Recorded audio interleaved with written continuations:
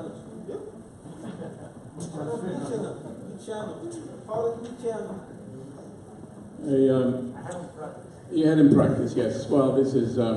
É a história da minha vida. Eu estou feliz. Quer dizer, pressuponho que a minha mãe teria ficado muito feliz em ouvir o que ele disse, porque eu não tenho a menor ideia do que ele disse.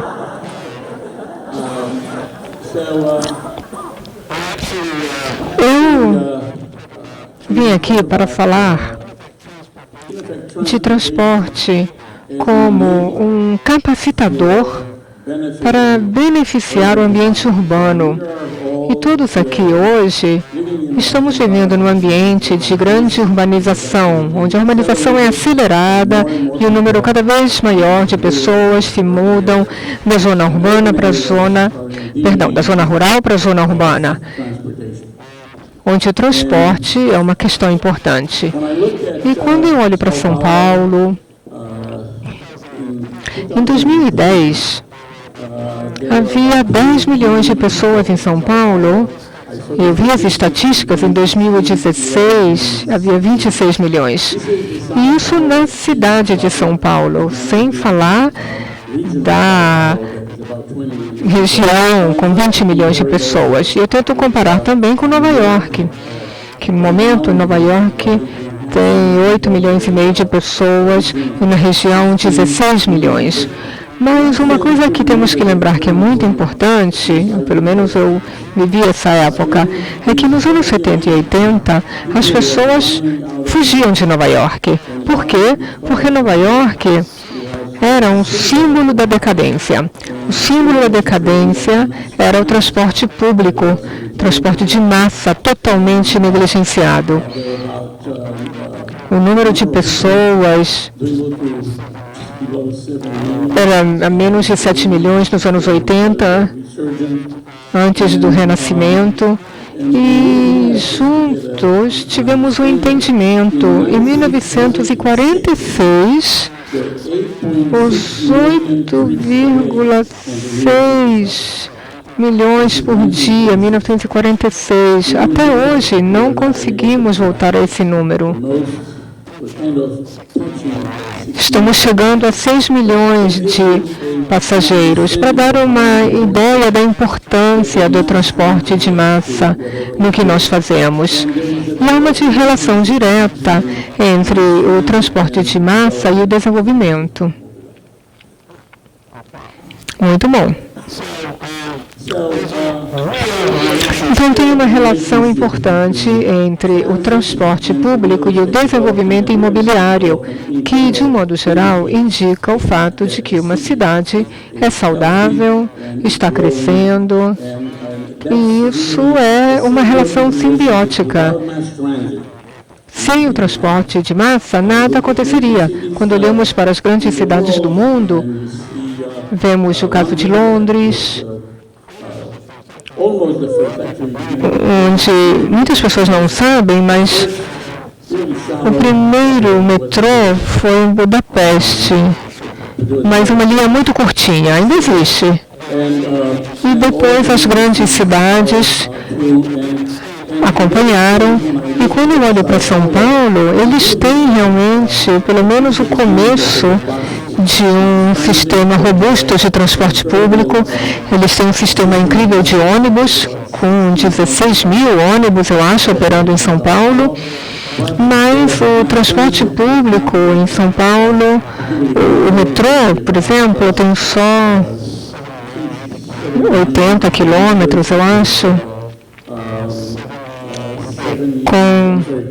Aliás, não estou lembrando direito, acho que são 90 quilômetros e 79 estações, algo assim, enquanto que Nova York tem 472 estações e 650 milhas de trilhos, para dar uma ideia de como o sistema é robusto, mas também é muito fácil esquecer da necessidade de manutenção.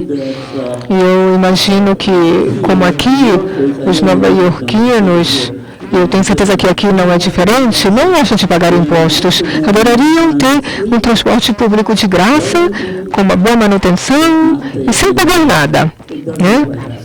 É o que as pessoas desejam, no fundo, em todos os lugares do mundo. E isso apresenta um problema, porque as pessoas pensam nas parcerias público-privada.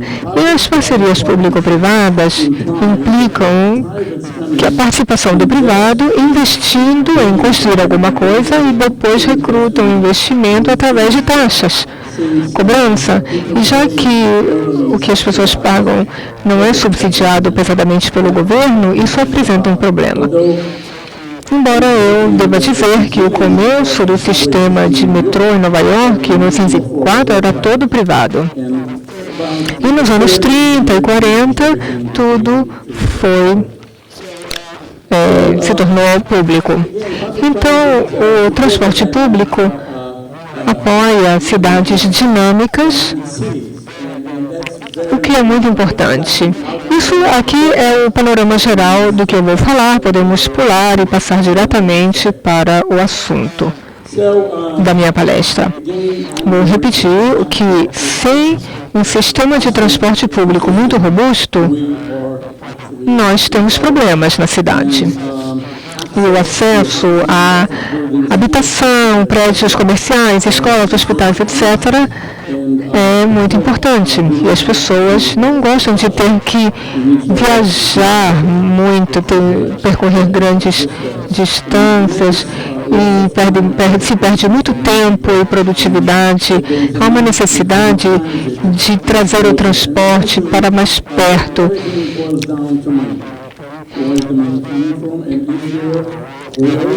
E é preciso ver se há uma vontade pública de atender a vontade do povo. E na minha experiência, eu fiz isso em Nova York nos últimos 10 anos, eu trabalho no transporte há muitos anos, mas nos últimos 10 anos eu fui presidente da Autoridade de Transporte Metropolitano de Nova York. E o que eu testemunhei então foi que quando você constrói, as pessoas vêm. Então essa é a grande verdade. E se desenvolve muito a região quando você constrói alguma coisa. E também olhando para uma estatística que eu trouxe aqui, olhando para o investimento de venture capital, ocorrem áreas onde você tem um uso de automóveis muito grande. O investimento cai quando você tem passageiros, o investimento de venture capital aumenta, simplesmente porque você torna o transporte público acessível. Os nova-iorquinos, principalmente os mais jovens, eles não têm carros, muitos não têm carro.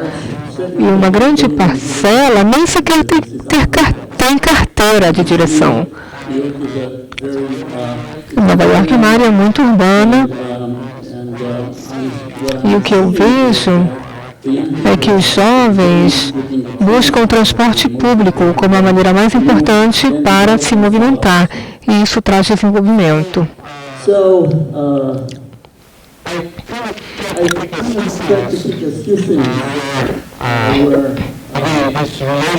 Essa relação funciona bem. Eu queria mostrar alguns exemplos. Esse é o exemplo de Hong Kong.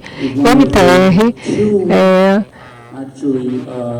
um verdadeiro fornecedor de transporte público que tem lucro. Eu sempre falo do MTR como uma empresa imobiliária disfarçada de empresa de transporte. Por quê? Porque antes de estender uma linha, eles fizeram uma coisa que muitos lugares não podem fazer. Eles vão lá e compram a terra em torno da área onde eles vão construir uma nova estação. E depois, eles vendem a área para as incorporadoras ou imobiliárias e tem lucro, obviamente, e por um percentual da renda. Então, nesse caso, o MTR, nesse exemplo, gerencia 10 desenvolvimentos comerciais muito grandes, com centros comerciais, etc. E eles pegam o dinheiro e reinvestem no transporte público. E dessa maneira fornecem um serviço incrível, quase gratuito. Tem outra empresa, que é a Japan Railway, que também faz a mesma coisa. E, aliás, a MTR também é uma empresa que gerencia sistemas no mundo todo. Eles gerenciam o metrô de Estocolmo, se não me engano, e também o metrô da Austrália. Melbourne não tem, então não sei exatamente qual é a cidade. Mas eles expandiram essa forma de fazer negócios. Quando você examina, e aqui basicamente nós temos o exemplo do MTR, e quando analisamos aqui Londres, temos um grande projeto que transporta através de Londres. E custou um pouco mais de 21 bilhões de dólares. É um projeto enorme que, na realidade, permite que as pessoas façam transporte de um local de Londres até o outro lado de Londres. E quando vemos que temos impostos sobre as construtoras. Em segundo lugar, nós temos suplementos de taxas de negócio. É um imposto chamado BRS. Vemos um ponto de entrada e saída desses transportes públicos. Ou seja, são locais onde há aumento do valor dos imóveis residenciais e empresariais. Não os residenciais tanto, mas principalmente os comerciais, os prédios comerciais. Você pode ganhar muito dinheiro fazendo construções nesses pontos.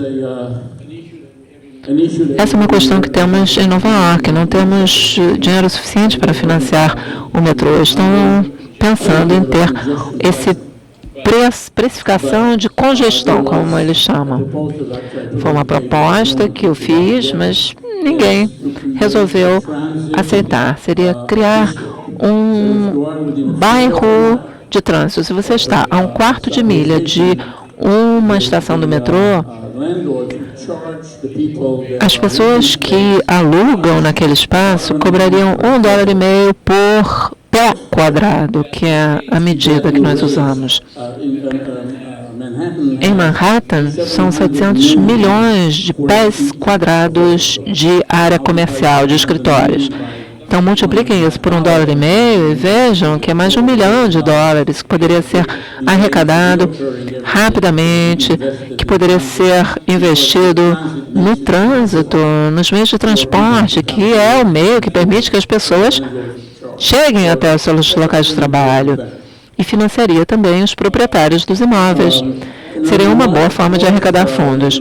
Temos aqui Canary Wharf, a área que era totalmente perdida, era uma área de porto, e o grupo Canary Wharf decidiu construir uma nova estação, que a propósito eu visitei e deveria estar pronta 1 ano e meio atrás.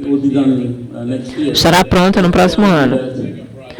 O que demonstra que a maior parte dos megaprojetos estão atrasados e acabam excedendo o orçamento inicialmente orçado.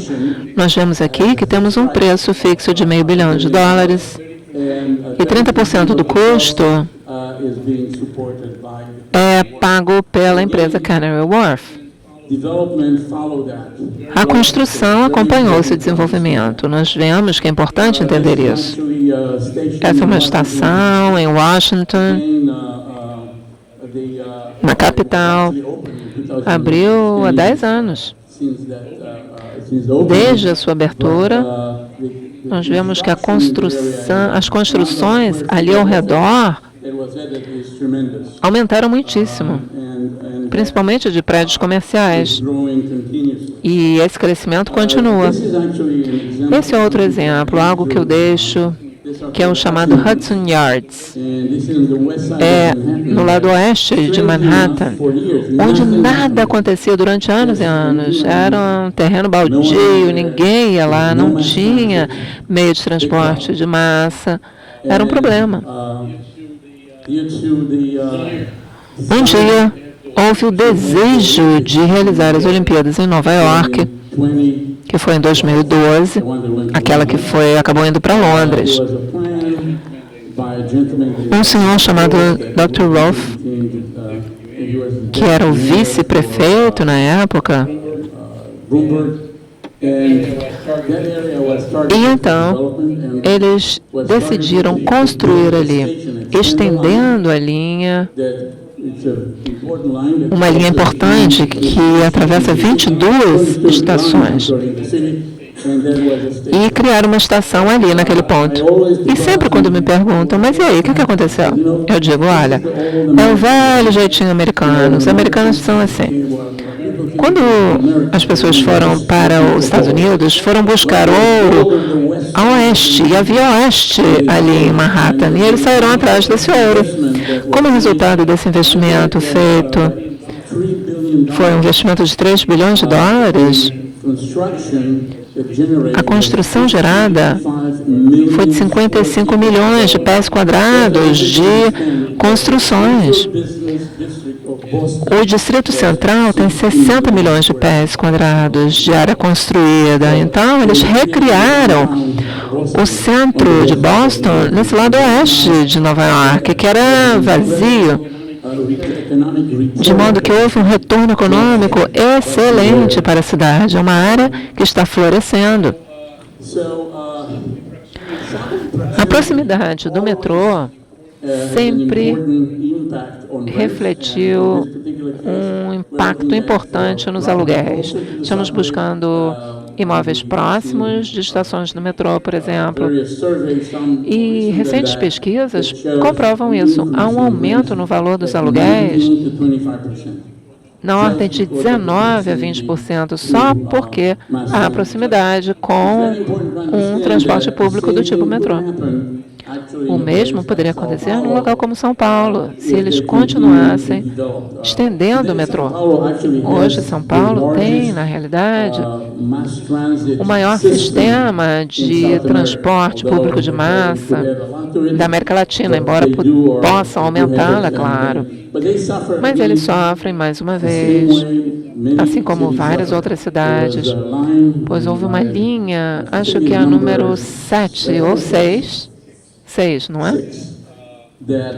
A linha 6 foi interrompida, simplesmente porque acabaram os fundos, ninguém conseguia decidir, continuar, e a decisão foi parar de construir.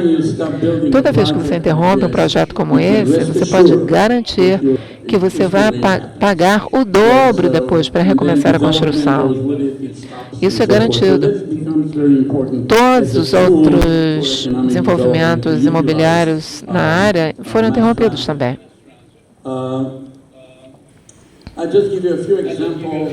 Agora, eu gostaria de dar-lhes alguns exemplos daquilo que aconteceu na Second Avenue, que é um outro projeto que acabou de ser concluído no final de 2016, na realidade. Abriu no dia 1º de janeiro de 2017. E levou muito tempo, 9 anos. Bom, depende. O Roberto disse que levou 8 anos. Bom, a imprensa fala assim, nesses termos. Eu sei disso. Foi um sonho durante muito tempo que transformou-se num pesadelo e depois num sonho de novo. Conseguimos construir. Muitos dos prédios ali são baixos, pequenos, e mais cedo ou mais tarde desaparecerão. Vou mostrar alguns slides mostrando o que acontece. Os preços estão decolando. Vendo o preço médio de um apartamento, ele aumentou em 1/3 desde a abertura desse empreendimento. É uma coisa que acontece automaticamente. E aí, se você observar as construções, todos aqueles que têm prédios pequenos acabam vendendo para empreendedores imobiliários. E vocês veem que os preços médios aumentam. Esses não são os últimos preços. Estamos falando do preço médio por pé quadrado. Divida por 10 para saber o preço em metros quadrados, ok? É muito caro. Muitos dólares por um pé quadrado. É 1.000, pense em metros. Tudo isso porque construímos uma linha do metrô, só isso. Ao fazer isso, os impostos para a cidade aumentam, de modo que eles têm mais recursos para investir em outras infraestruturas e em escolas. Há um efeito multiplicador, simplesmente porque você constrói um tipo de instalação desse tipo. Esse é outro exemplo de um prédio de 4 andares, 5 na realidade, que estava para cair em ruínas. Por fim, foi demolido e é esse aqui que está sendo construído. De um lado, 11 andares, do outro lado, 6. Isso tudo porque conseguimos desenvolver a área. Em Nova York, temos uma organização que determina que um tempo de redução de transporte de 30 minutos aumenta o valor da residência dessa pessoa, desse trabalhador, em 58 mil dólares. Ou seja, se você diminuir o tempo de transporte para o trabalho, você aumenta também o preço da propriedade, do imóvel. Tanto os proprietários quanto os governos deveriam estar interessados, porque esse preço aumenta para as pessoas que têm imóveis no raio de 2 milhas de distância de uma estação do metrô. Isso tudo aqui, já nesse gráfico, nós mostramos o custo da habitação, das construções nos Estados Unidos. Em Nova York, vemos que é muito cara. São Francisco está aumentando, não é? Está chegando lá. As casas são caras, mas quando você coloca ao lado o custo do transporte, você vê que a combinação de custo de transporte e da residência, do imóvel, mostra que a cidade de Nova York não é tão cara em comparação com outras cidades, mesmo com San Diego ou Miami. Isso tudo porque o transporte é caro. Assim, Nova York torna-se mais competitiva. O mesmo tipo de análise eu recomendo que todas as cidades façam para vocês tentarem entender a questão e compreender que, desenvolvendo o transporte, vocês terão uma combinação imóvel-transporte que será bastante competitiva. Aqui temos dados estatísticos de diferentes custos de transporte por ano e o número de estações cobertas. Nova York tem 472 estações e 660 milhas de trilhos. Isso se compara com outras cidades. Porém, como podemos ver, o sistema mais utilizado é Beijing, Pequim. Nova York está em 7º lugar, em termos de número de usuários. Vocês veem Beijing, Xangai, Tóquio, Moscou. Em número de usuários, e Nova York vem depois. Quais são as vantagens do sistema de metrô de Nova York? Oferecemos serviço 24 horas por dia, 7 dias na semana. Qual é o problema com isso? É que é difícil fazer a manutenção, não há tempo parado. A manutenção é cara. Esse é um dos problemas. Financiar projetos de capital é um problema real. Vocês têm que convencer as pessoas, têm que mostrar porque vale a pena. E em muitas cidades, como por exemplo Los Angeles, as pessoas votam por impostos para subsidiar a construção. Isso vai aumentar um dia a receita fiscal. Essa é uma ferramenta real para desenvolvimento econômico que vem sendo utilizado extensivamente desde os anos 30, quando as pessoas estavam tentando superar a crise econômica. Esse é um exemplo da forma inovadora de financiar-se essa extensão da linha 7 em Nova York.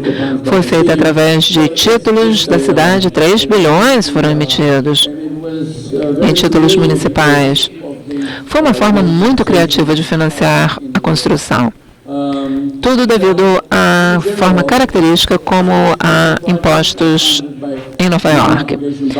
Os impostos são financiados por títulos e obrigações. Eu não sei se essa é a forma como vocês fazem aqui, mas é uma boa escolha. Vocês não podem ter projetos de capital e esperar que eles coloquem bilhões de dólares já no primeiro dia. Fazendo empréstimos ao longo de um certo tempo, vocês vão conseguir concluir seus projetos. Vocês podem, muitas vezes, conseguir formas alternativas, mas o governo acabará, em última instância, tendo que pagar muitíssimo. Mas, nesse caso, você terá dinheiro desde o início. Não sei se aqui vocês têm títulos municipais. Essa é uma forma muito característica de emitir títulos que não são submetidos a impostos.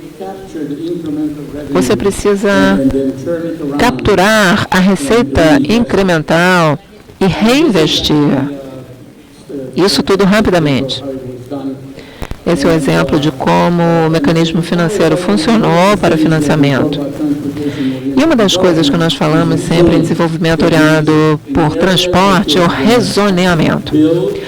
Em outras palavras, em áreas onde vocês vão construir estações e ao redor das estações, você tem que fazer um rezoneamento para que tenha para permitir que haja bairros residenciais ali ao redor.